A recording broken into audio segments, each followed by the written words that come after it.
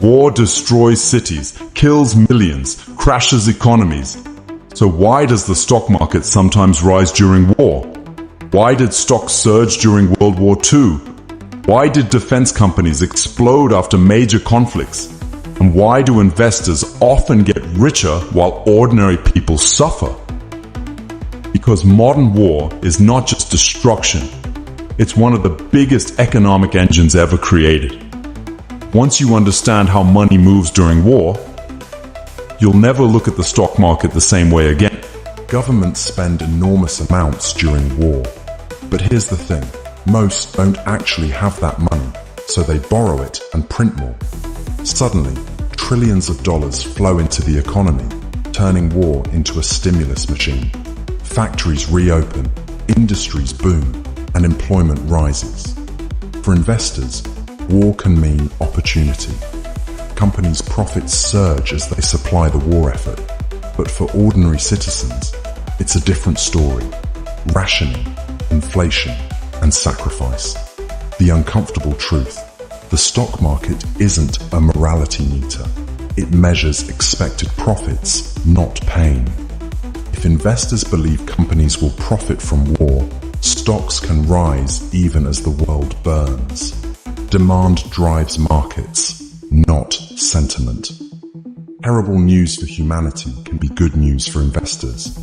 Not because war is good, but because money follows government spending. Governments spend enormous amounts during war, but here's the thing. They don't actually have that money. So they borrow it, and central banks print more. Suddenly, war becomes an economic stimulus machine.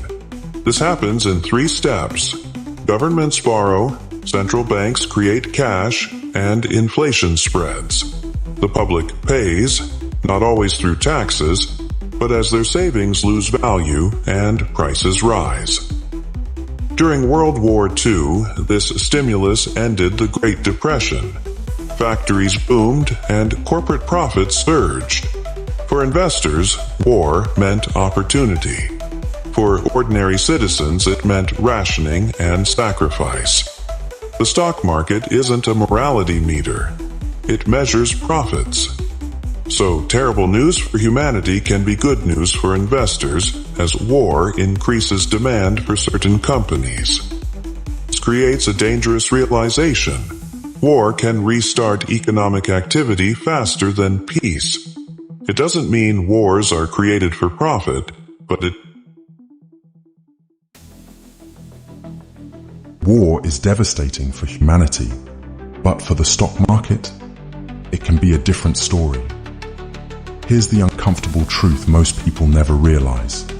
Governments don't have trillions for war, so they borrow it. Central banks print more money.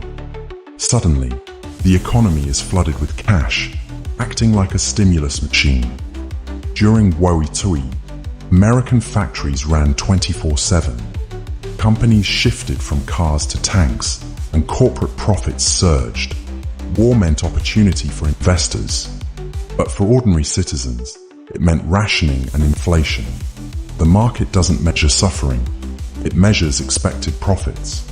If war means more money, stocks can rise even as the world burns. This happens in 3 steps: borrow, print, and inflate. The public pays, not with taxes, but as their savings lose value and prices rise. So, stocks can go up during